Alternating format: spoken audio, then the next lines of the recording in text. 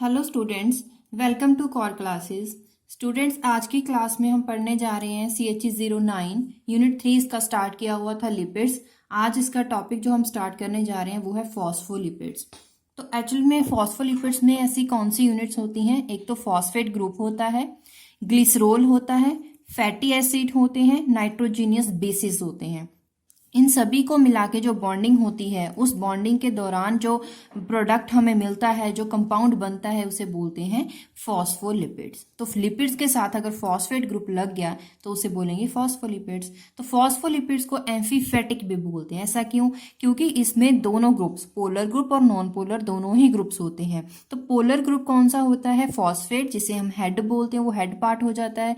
Non polar hydrocarbons group होते हैं, जिससे जो टेल पार्ट बन जाता है। और अगर डिवाइड करें तो जो फॉस्फोलिपिड्स हैं वो उसकी बहुत सारी ऐसी क्लासेस हैं। कौन सी? Phosphatidic acid and phosphatidyl glycerols, phosphatidyl serine, phosphatidyl choline, phosphatidyl ethanol amine, phosphatidyl inositol, lysophospholipids, plasmalogens, sphingomyelins. तो ये सारी की सारी जो इसकी क्लासिफिकेशंस हैं, इसमें जो ज़्यादा इंपॉर्टेंट हैं वो कुछ यूनिट्स ही हैं, उसी के बारे में मैंने डिस्कस किया है। तो first is phosphatidic acid and phosphatidyl glycerols. ये क्या होते हैं? तो इस चैप्टर में और इस क्लास में जो आज हम वीडियो अपलोड कर रहे हैं उसमें ज़्यादा इंपॉर्टेंट उसके स्ट्रक्चर्स हैं। तो आपको इन सभी के स्ट्रक्चर्स आने चाहिए और इसमें कौन से यूनिट्स हैं और इसका एक उसका जो वर्किंग है वो पता होनी चाहिए। तो मेन तो इसके जो है वो है स्ट्रक्चर्स। तो ये डाइफॉस्फेटिडाइल ग्लिसरोल या फिर कार्डियोलिपिन जिसे बोलते हैं, it is a major phospholipid present in mitochondrial membranes. ये माइटोकॉन्ड्रियल मेम्ब्रेन्स में प्रेजेंट होता है। तो इसका अगर स्ट्रक्चर की बात करेंगे तो स्ट्रक्चर क्या है? आपको फॉस्फेट्स ग्रुप, दो फॉस्फेट्स ग्रुप्स के बीच में आपको ये एक ग्रुप लगाना पड़ेगा और उसके बाद आपको एस्टर्स, दो एस्टर्स RCOOR, RCOR, इनको आपस में ज्वाइन करना पड़ेगा। तो ये सारे दोनों सेम है। उसके बाद दो फॉस्फेट्स ग्रुप हैं, उसके बाद एक सेंटर में 3 कार्बन वाला एल्कोहल। ऐसे आप याद रखें, दो एस्टर्स ग्रुप, उनके साथ क्या लगे हैं? दो फॉस्फेट्स ग्रुप है, उसके बाद एक सेंटर में एल्काइल ग्रुप है, एल्कोहल ग्रुप है जो सेंटर में लगा हुआ है। इसको आप इसका स्क्रीनशॉट लें और इसके बाद इसकी बार बार प्रैक्टिस करोगे तो आपको ये इजीली याद हो जाएगा, ये स्ट्रक्चर आपको इजीली लर्न हो जाएगा। उसके बाद है phosphatidyl choline, present in cell membranes में प्रेजेंट है, represents a large portion of body stores of किसका? कॉलिन का, विच इज इंपॉर्टेंट। और कॉलिन का यहाँ पे क्या काम है? इसका काम है ट्रांसमिशन ऑफ नर्व इम्पल्सिस। और इसका स्ट्रक्चर भी आप कॉलिन, इसमें सभी में देखिए ये एस्टर, एक ही एस्टर यूनिट है। मतलब कि इसमें अगर आपको एक बेसिक स्ट्रक्चर ये याद है, ये बेसिक स्ट्रक्चर याद है तो बाकी सारी यूनिट्स बनाना इजी हो जाएगा। वो कैसे बनाओगे? तो जो कॉलिन में जो आप फॉस्फेटिडाइल कॉलिन का स्ट्रक्चर है, तो फॉस्फेटिडाइल मतलब कि आपको एक यूनिट बनानी पड़ेगी। मतलब कि एक आपको ये वाला ग्रुप चाहिए, उसके बाद इस ग्रुप के साथ ये पूरा एक ग्रुप, लेकिन ये सारा नहीं होना चाहिए, सिर्फ इसकी एक ही यूनिट यूज होगी। एक यूनिट के साथ आपको एक नाइट्रोजन कंपाउंड लगाना पड़ेगा, उसका नाम बढ़ जाएगा कॉलिन। मतलब कि यहाँ तक आपको ये सारा बनाना है। देखिए यहाँ पे RCOOR और सेंटर में आ गया एल्कोहल ग्रुप, फॉस्फेट ग्रुप। उसके बाद अगला फॉस्फेट ग्रुप की बजाय यहाँ पे क्या लगा है? N trimethyl, CH3 CH3 CH3 units. और ये यूनिट जो है इसे बोलते हैं कॉलिन। नेक्स्ट टाइप है inositol. It is important part of cell membranes. इसके लिए आपको क्या करना है? फिर से वही फर्स्ट स्ट्रक्चर पे जाइए, उसके साथ इसे मैच करेंगे। तो ये एस्टर ग्रुप जिसे हम बोलते थे, उसके बाद दूसरा एस्टर ग्रुप, उसके बाद फॉस्फेट ग्रुप, ये तो सेम रहेगा। वहां पे क्या था? N ट्राईमिथाइलमीन था। तो ये यहाँ पे क्या है? इसमें एक 6 मेंबर्ड रिंग होगी ग्लूकोज की, जो फॉस्फेट के साथ लिंकेज बना रही है, जिसको बोलते हैं इनोसिटोल लिंकेज। बाकी सारा सेम रहेगा। Plasmalogen and phospholipids containing alpha beta unsaturated alcohol in an ether linkage में rather than a fatty acids in ester linkage. तो इसमें क्या होता है? प्लाज्मालोजेंस में क्या होता है? एस्टर लिंकेज जो होती है उसकी बजाय क्या होता है? ईथर लिंकेज होती है of glycerol 3 phosphate. Plasmalogen either contain ethanol amine या फिर कॉलिन या फिर serine and 10% of phospholipids in brain and muscles. तो उसके लिए स्ट्रक्चर क्या है? इथेनॉल अमीन का मतलब क्या है? इथेनॉल के साथ एच की बजाय वहां पे क्या होगा? अमीन ग्रुप होगा। तो अमीन के साथ, इथेनॉल के साथ अमीन, बाकी सारा स्ट्रक्चर सेम। यहाँ पे सिर्फ आप ये बात याद रखें RCOR। इसमें क्या बोला था कि कार्बन नंबर 1 पे एस्टर की बजाय ईथर लिंकेज होगी। बाकी ये उसके बाद ये एस्टर आ गया अगला, उसके बाद फॉस्फेट ग्रुप आ गया, उसके बाद इथेनॉल अमीन। तो आपको मेनली जो बात याद रखनी है वो इथेनॉल अमीन याद रखनी है, और ये बात याद रखना कि इथेनॉल अमीन के स्ट्रक्चर बनाने के दौरान आपको एस्टर की बजाय ईथर लिंकेज दिखानी पड़ेगी। तो फर्स्ट स्ट्रक्चर में आपने सीखा, सेकंड स्ट्रक्चर में क्या था? एक ही एस्टर लिंकेज, फिर उसके बाद फॉस्फेट लिंकेज, उसके बाद कॉलिन बन जाएगा। इसमें भी जो आपने फॉस्फेटिडाइल इनोसिटोल देखा था उसमें भी एस्टर लिंकेज, फॉस्फेट ग्रुप, उसके बाद ये 6 मेंबरिंग इनोसिटोल ग्रुप बन जाएगा। ऐसे ही इथेनॉल अमीन में। अगला है glycolipids. Glycolipids are widely distributed in most tissue of the body. और नर्वस सिस्टम में, जैसे कि ब्रेन नर्वस सिस्टम के नर्वस टिश्यू में ये पाए जाते हैं। प्लाज्मा मेम्ब्रेन में अगर बात करें, they contribute to cell surface carbohydrate. क्यों? क्योंकि वो आगे किसके लिए काम करते हैं? It act as receptors which functions as cell membrane receptors. और मेजर ग्लाइकोलिपिड्स जो एनिमल्स टिश्यूज में होते हैं आर द ग्लाइकोस्फिंगोलिपिड्स। तो क्या है? ग्लाइकोस्फिंगोलिपिड्स, वो भी इंपॉर्टेंट है। इसके लिए आपको स्ट्रक्चर देख लें कैसे बनाना है। इसका स्ट्रक्चर थोड़ा सा अलग है। कैसे अलग है? इसमें एक तो सफिंगोसिन एक यूनिट है ये, और उसके बाद फैटी एसिड के साथ अटैच हुई है, और इसके कार्बन के साथ है ग्लैक्टोसाइल सेरामाइड, मतलब कि ग्लैक्टोज यूनिट इसके साथ जुड़ी है। मतलब इसमें 3 चीजें हैं, स्फिंगोसिन है, फैटी एसिड है और ग्लैक्टोज है। तीनों का काम है, और उसमें टोटल 24 कार्बन इसमें होने चाहिए। और sugar can be sulfated in some cases. Sulfated glycolipids are known as sulfatides. तो इनके स्ट्रक्चर 4 जो थे इंपॉर्टेंट हैं, क्योंकि मैंने बोला कि इस वीडियो में बहुत सारे ऐसे स्ट्रक्चर्स आपको मिलेंगे जिस पे आपको प्रैक्टिस करना है। अगर आपको इसमें लगता है कि हमें समझ ही नहीं आ रहे हैं, इसमें कोई प्रॉब्लम आ रही है कि प्रैक्टिस में भी हम भूल जाते हैं कोई यूनिट, तो आप मुझे बताएं, कमेंट बॉक्स में बताएं, तो मैं अलग से एक लिस्ट बना दूंगी इन स्ट्रक्चर्स की और बता दूंगी कि कैसे आप याद रख सकते हैं, कुछ ट्रिक्स बता दूंगी। Next is lipoproteins. अब लिपोप्रोटीन्स का क्या मतलब है? ये 2 चीजों से मिलकर बना, 2 वर्ड से। वो कौन सा है? Lipid plus protein. मतलब जो लिपिड्स होते हैं वो फ्री फॉर्म में वो प्लाज्मा मेम्ब्रेन के साथ वो कंटेन नहीं हो सकते हैं। मतलब कि अगर ट्रांसपोर्ट करना हो लिपिड्स का, वो फ्री फॉर्म में ट्रांसपोर्ट नहीं हो सकते हैं। उसके लिए उन्हें एसोसिएटेड फॉर्म में होना चाहिए। लेकिन किसके साथ वो होते हैं? प्रोटीन के साथ एसोसिएटेड फॉर्म में, तब जाकर वो ट्रांसपोर्ट होने की पोजीशन पे आते हैं। इसीलिए प्रोटीन, अगर लिपिड और प्रोटीन आपस में जुड़ गए तो प्रोटीन कॉम्प्लेक्स बन जाता है। इन्हीं प्रोटीन कॉम्प्लेक्स को बोलते हैं lipoproteins. Lipids can not be transported in free form in the circulating blood plasma, hence they are transported in association with proteins. Protein complexes are known as lipoprotein. अब water miscible mainly consist of triacyl glycerol. क्या क्या होता है? Triacyl glycerol, phospholipids या cholesterol. अब question है आपकी book में कि कितनी टाइप्स हैं लिपोप्रोटीन्स की? वो 3 हैं। Very low density lipoproteins VLDL, low density lipoproteins LDL, high density lipoproteins HDL। Next is terpenoids. Terpenoids क्या होते हैं? Another large group of lipids which are made up of repeating units. अगर repeating units हो, लेकिन किसकी? आइसोप्रिनॉइड की। अगर उसे उन यूनिट्स को रिपीट किया जाएगा तो एक बड़ा सारा लिपिड का स्ट्रक्चर बनेगा। वो लिपिड का जो स्ट्रक्चर बनता है उसे बोलते हैं terpenoids. These molecules are derived by condensation of isoprene। मतलब कि टर्पिनॉइड्स बनाने के लिए हमें आइसोप्रीन को कंडेंसेशन प्रोसेस के थ्रू पास आउट करवाना पड़ेगा, which give rise to such important compound जिसे कैरोटिनॉइड्स बोलते हैं, from which vitamin A is derived, क्योंकि विटामिन ए कैरोटिनॉइड से ही बनता है। और cholesterol steroid hormones, bile acids और विटामिन डी से। Cholesterol is widely distributed in body cells and major part of plasma membrane. तो इसका स्ट्रक्चर भी आपको पता होना चाहिए। कोलेस्ट्रॉल का स्ट्रक्चर इंपॉर्टेंट है, इस पे प्रैक्टिस जरूर करें। तो कुछ स्ट्रक्चर्स ऐसे हैं, जैसे कि पहले आइसोप्रीन लिया। आइसोप्रीन से क्या क्या बना? आइसोप्रीन का स्ट्रक्चर क्या होता है? 1 2 3 4 5 नंबर कार्बन है, उसमें एक डबल बॉन्ड है और एक मिथाइल ग्रुप है, ठीक है। और इससे क्या बना? एक तो बीटा कैरोटीन, दूसरा बनता है स्टीरॉइड्स और कोलेस्ट्रॉल्स बनते हैं। कैसे? कोलेस्ट्रॉल से बाद में स्टीरॉइड। तो लेकिन इससे कोलेस्ट्रॉल कैसे बनता है, इसका स्ट्रक्चर कैसे याद रखोगे? देखिए, 2 साइक्लोहेक्सेन रिंग्स हैं, एक रिंग के साथ अल्कोहल ग्रुप है, दूसरी रिंग के साथ मिथाइल ग्रुप है और एक डबल बॉन्ड। उसके बाद फिर से एक साइक्लोहेक्सेन रिंग है, उसके बाद साइक्लोपेंटेन रिंग। इस पेंटेन के रिंग के साथ एक लॉन्ग चेन अटैच है, तो इसलिए आप कार्बन नंबर से याद रखें। 1 2 3 4 5 नंबर कार्बन की एक चेन है, जिसके पास टर्मिनल पोजीशन पे 2 मिथाइल ग्रुप्स हैं और इस पोजीशन पे भी एक मिथाइल ग्रुप है और दूसरा जो है बड़ा एक स्ट्रक्चर है, आर ग्रुप है, ये सारा आर ग्रुप।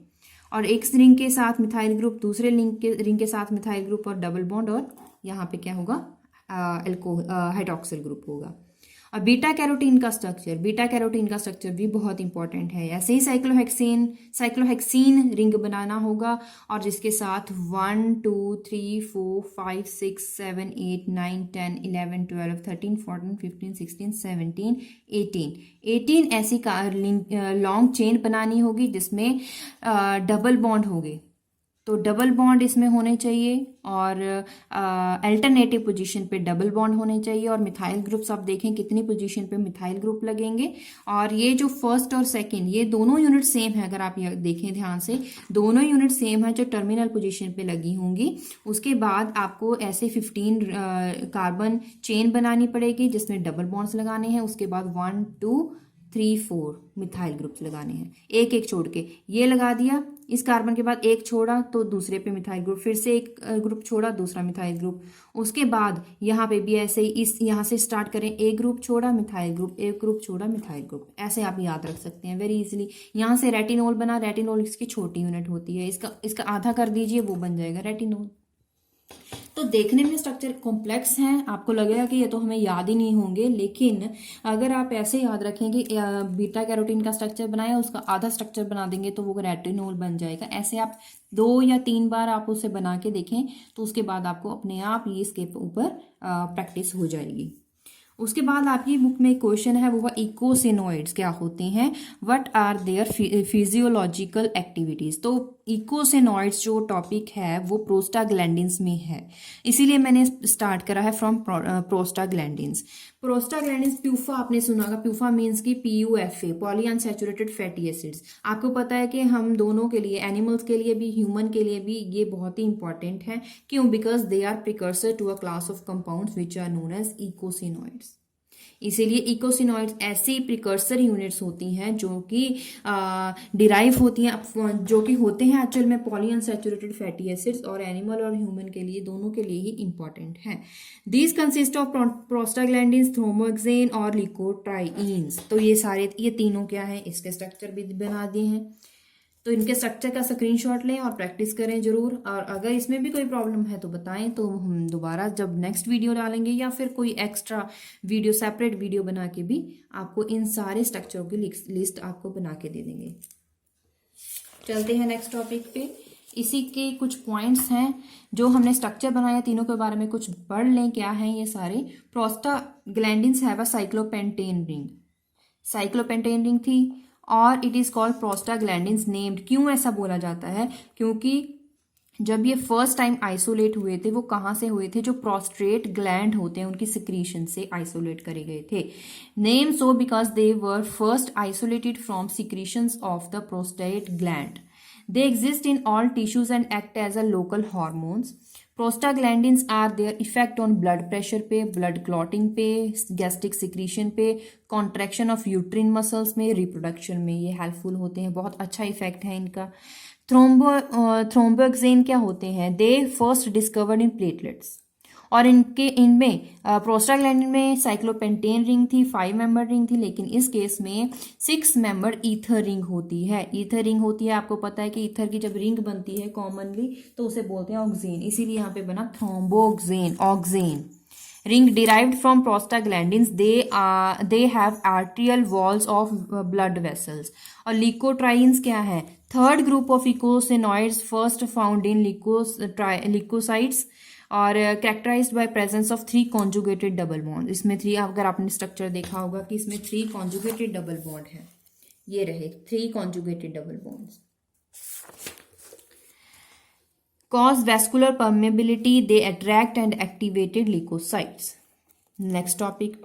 नेक्स्ट टॉपिक है कीटोन बॉडीज। अब कीटोन बॉडीज क्या होते हैं ये भी इंपॉर्टेंट है, और उसके साथ हमने जो इसके लिए इस सब्जेक्ट के रिगार्डिंग जो इंपॉर्टेंट क्वेश्चंस के लिए जो वीडियो बनाई थी उसमें भी ये हमने बोला था कि इंपॉर्टेंट टॉपिक है, इसीलिए हमने यहाँ पे भी जो नेक्स्ट जो ये चैप्टर के लिए वीडियो आई है उसमें ये टॉपिक था। और आपको बता दें कि ये इंपॉर्टेंट भी है और पिछले पेपर्स में भी ये बहुत बार रिपीट हो चुका है। Under certain metabolic conditions such as liver producers हों, considerable quantities of acetoacetate and beta hydroxybutyrate होते हैं। एसिटोएसिटेट जो है इट स्पॉन्टेनियसली अंडरगो डीकार्बोक्सिलेशन, मतलब जो एसिटोएसिटेट ग्रुप है उसकी तो डीकार्बोक्सिलेशन हो जाती है, मतलब कि उसमें से कार्बन डाइऑक्साइड निकल जाता है और सिर्फ एसीटोन बचता है। These substances are collectively called ketone bodies. इन सभी सब्सटेंसेस को अगर कलेक्ट कर दिया जाए तो उन बॉडीज को बोलते हैं कीटोन बॉडीज। क्यों? क्योंकि उसमें एसीटोन बना था। देखिए एसिटोएसिटेट क्या होता है? एसिटोएसिटेट के लिए मतलब कि आपको एसीटोन भी चाहिए और एसीटेट ग्रुप भी चाहिए। एसीटोन क्या होता है? RCOR R डैश, ठीक है। उसके साथ एसीटेट ग्रुप COOH नहीं लिखना है क्योंकि इसमें से H चला गया है। कार्बन डाइऑक्साइड प्रोटोनेशन करवाई जाएगी और कार्बन डाइऑक्साइड निकलेगा या सारा ग्रुप निकल जाएगा, तो हमारे पास बचा एसीटोन। और NADH की डी प्रोटोनेशन हुई है जिससे बना NAD, जिससे क्या हुआ है CH3C, यहाँ पे क्या लग गया है इसका प्रोटोनेशन, जो प्रोटोन ग्रुप था यहाँ पे लग गया, बाकी सारा एज इट इज, जिसे बोलेंगे बीटा पोजीशन पे। ये है इसके लिए, ये है अल्फा, ये है बीटा, तो beta hydroxy 1 2 3 4 butyrate. Very easy, but इसके साथ आपको ये डायग्राम ये रिएक्शन जरूर बतानी है। Ketone body production is a characteristic of a saturation ketone bodies production in characteristic of starvation and diabetes mellitus. Presence of higher than normal quantities अगर इनकी हो जाए तो क्या होगा? ऑफ द कीटोन बॉडीज, अगर इनकी ब्लड में हो जाए या फिर यूरिन में हो जाए, इनकी ज्यादा मतलब कि मात्रा अगर नॉर्मल क्वांटिटी से ज्यादा हो जाए तो क्या होगा? ब्लड की कमी हो जाएगी, जिसे बोलेंगे कीटोनीमिया। कीटोनीमिया ये बना है अनीमिया से। कीटो का मतलब है कीटो बॉडीज जो है वो ज्यादा मात्रा हो गई है जिसकी वजह से इसको एनीमिया मतलब कि कीटोनीमिया हो गया। यूरिन से बना है कीटो यूरिया मतलब कि यूरिन में जो पाई जाने वाली कीटोन बॉडीज की मात्रा ज्यादा हो गई तो वो क्या बन जाता है? Ketonuria. Lipids and biomembranes क्या होते हैं? बायोमेम्ब्रेन्स जो होते हैं they composed of lipids plus proteins. तो लिपिड्स और प्रोटीन मेम्ब्रेन्स जो होंगी उनको बोलेंगे बायोमेम्ब्रेन्स। लेकिन इनकी कंपोजिशन कितना % मेम्ब्रेन में लिपिड्स का होगा, कितना % प्रोटीन्स का होगा, ऐसे कुछ एग्जाम्पल्स हैं। जैसे कि फर्स्ट मेम्ब्रेन है माइलिन, इट इज बायोमेम्ब्रेन, लेकिन इसमें 18% प्रोटीन है और 79% बाकी का क्या है? लिपिड है। ह्यूमन रेड ब्लड सेल्स की बात करें तो उसमें 49% प्रोटीन है और 43% लिपिड है। रेटिनल रॉड्स जो होती हैं इसमें भी 51% प्रोटीन है और लिपिड होता है 49%। माइटोकॉन्ड्रिया में 52% प्रोटीन है और 48% लिपिड है। तो जो क्वेश्चन है आपकी बुक में वो ये है, give important functions of membrane proteins. तो स्ट्रक्चर्स के बारे में भी बात कर लें। Structure of membrane is associated with amphipathic nature of phospholipid. Amphipathic nature, अगर आप इनकी डायग्राम्स देखें तो फर्स्ट जो डायग्राम है it is water phospholipid micelle, और अगली है फ्लूइड फॉर्म में, और ये है सैचुरेटेड, अनसैचुरेटेड और सैचुरेटेड, उसके बाद है बाइलेयर। ये सारी क्या है? तो जो स्ट्रक्चर मेम्ब्रेन की बात करें, फॉस्फोलिपिड्स उसमें यूनिट होती हैं, जिसमें फॉस्फोलिपिड्स का मेजर कंपोनेंट तो इसी का ही होता है, और इसी एम्फीफेटिक नेचर की वजह से इसमें वाटर फेज ये बनता है जो आप ये स्ट्रक्चर देख रहे हैं। इस स्ट्रक्चर में दो यूनिट्स होंगी, हाइड्रोफोबिक, हाइड्रोफिलिक। जो हाइड्रोफोबिक रीजन होगा वो होगा हाइड्रोफोबिक रीजन जो इसे प्रोटेक्ट करेगा फ्रॉम वाटर, और हाइड्रोफिलिक रीजन जो कि पोलर रीजन होगा, it will exposed to the aqueous environment. और ऐसे ही बिल्कुल फॉस्फोलिपिड्स जो बाइलेयर बनेगी विद सैचुरेटेड एंड अनसैचुरेटेड, दोनों ही अनसैचुरेटेड और सैचुरेटेड फॉर्म में, जिसमें unsaturated hydrocarbons with cis double bond, लेकिन यहाँ पे सैचुरेटेड स्ट्रेट हाइड्रोकार्बन चेन होगी। तो इसमें क्या है, द फॉस्फोलिपिड जो बाइलेयर बनाती है, इसी बाइलेयर की वजह से it exist as a sheet in which, उस शीट में शीट्स की फॉर्म में होती हैं जिसमें जो हाइड्रोफोबिक रीजन होता है of the phospholipid they are protected from aqueous environment। जो हाइड्रोफिलिक होगा उसमें it will expose to water। जो लिपिड बाइलेयर है, it provides one of the essential properties of membrane and it act as barrier to the entry of water soluble molecules। क्यों? क्योंकि because they are insoluble in hydrophobic core, क्योंकि hydrophobic core में तो वो soluble नहीं हो सकते हैं।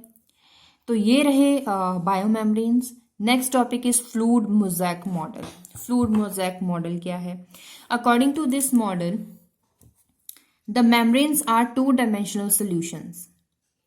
टू डायमेंशनल सॉल्यूशंस किसके? प्रोटीन्स के और लिपिड्स के। The membranes phospholipids are arranged in bilayer. ये अगर आप देखें तो ये बाइलेयर्स हैं।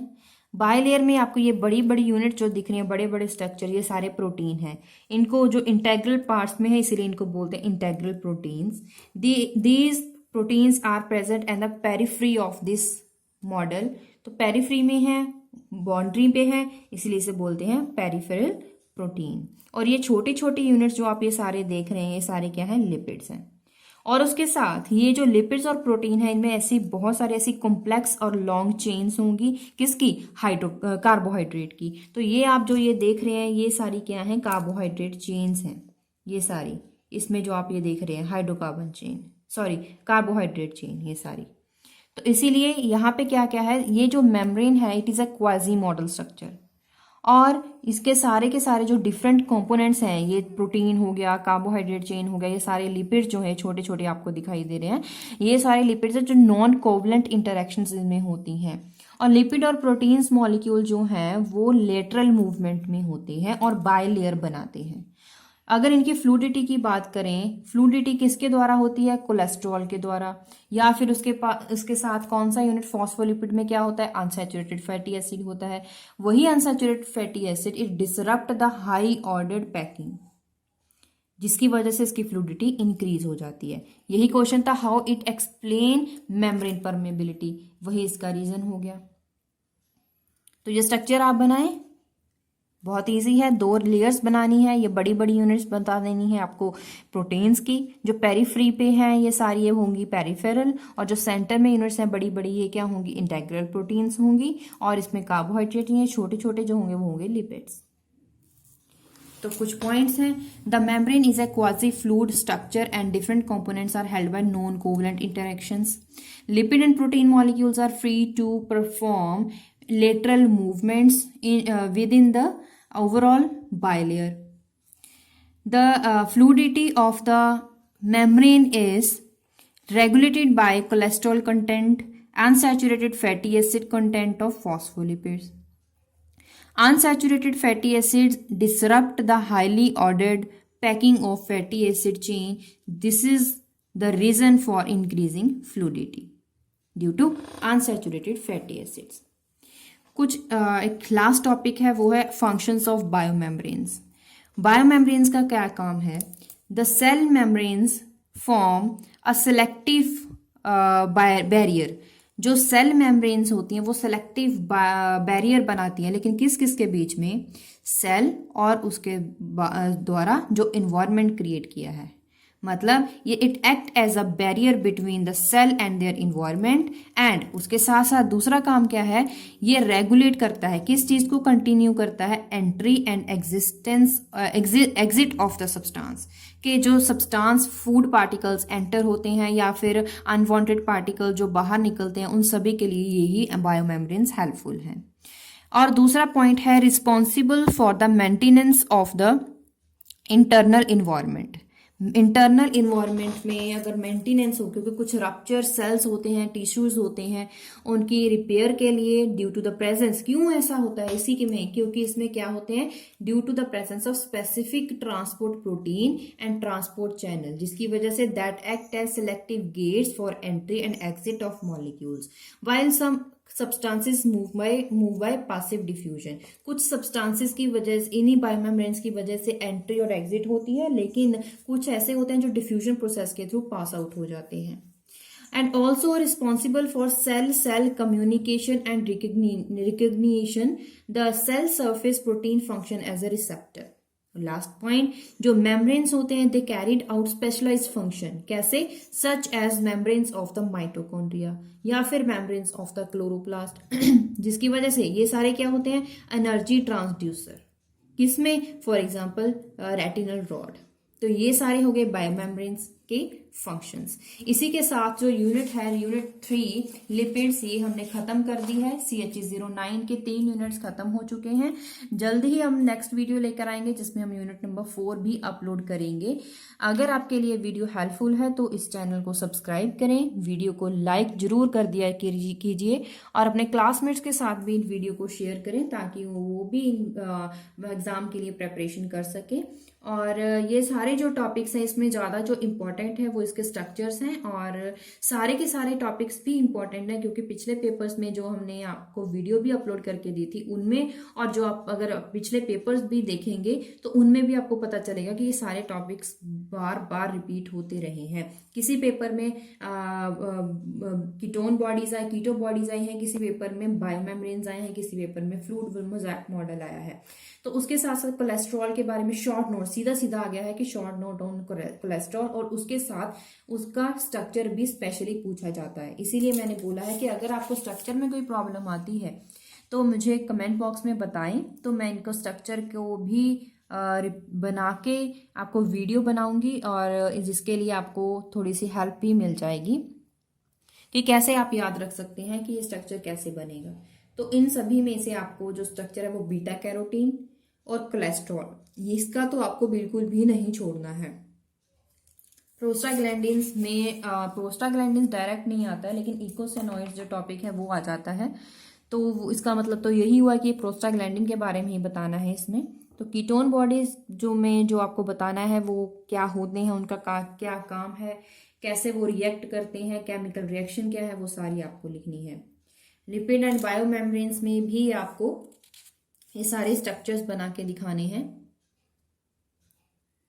और इसके बाद फ्लूइड मोज़ेक मॉडल, इसके साथ ही क्वेश्चन भी पूछा गया है आपकी बुक में ही, टर्मिनल क्वेश्चन है, how it explain membrane permeability. तो जितने भी आपके बुक में जो क्वेश्चंस थे वो सारे इन टॉपिक में ही मैंने लिख दिए हैं। एक्सरसाइज एंड में सेपरेट एक्सरसाइज नहीं बनाई है, उसी में से मैंने आंसर लिखे हैं। तो आपको फ्लूइड मोज़ेक मॉडल का डायग्राम, ये मॉडल जरूर बनाना है। और बायोमेम्ब्रेन्स का फंक्शन आप 2 या 3 फंक्शन जरूर याद रखें, हो सकता है शॉर्ट क्वेश्चन आंसर में आ जाए।